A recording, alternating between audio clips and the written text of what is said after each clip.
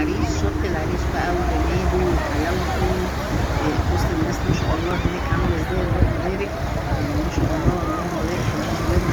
الشط حلو قوي قوي، والناس قاعدة هناك مرتاحة ومبسوطة، وكل واحد قاعد بيعمل اللي هو عايزه. ما شاء الله يعني حاجة كده من الآخر. ما شاء الله بصوا بقى الجمال والحلاوة. بصوا ما شاء الله، بصوا عيلتنا الجميلة قاعدين مع بعض اهو. ما شاء الله ما شاء الله. الشط العريش ده من الأماكن الجميلة جدا جدا جدا في بلادنا. والسياحة يعتبر بتعمل سياحة السنة دي تقريبا. فتحوا السياحة أفواج راحت. وأنا مروحة من العريش كان في أفواج جاية أصوات مروحة من سينا الحبيبة، ففتحوا المجال للناس كلها تروح تصيف هناك.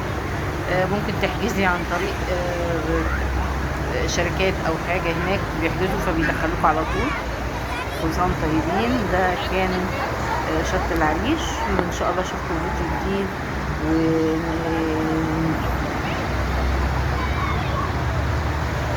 وسيبكم بقى مع جمال شط العريش.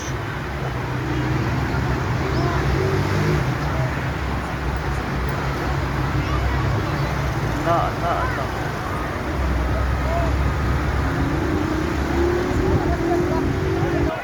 عايزه اقول لكم ان شط العريش اصلا من اكتر الاماكن نظافه جدا، نظيف جدا، وده جزء منه مش الشط كله.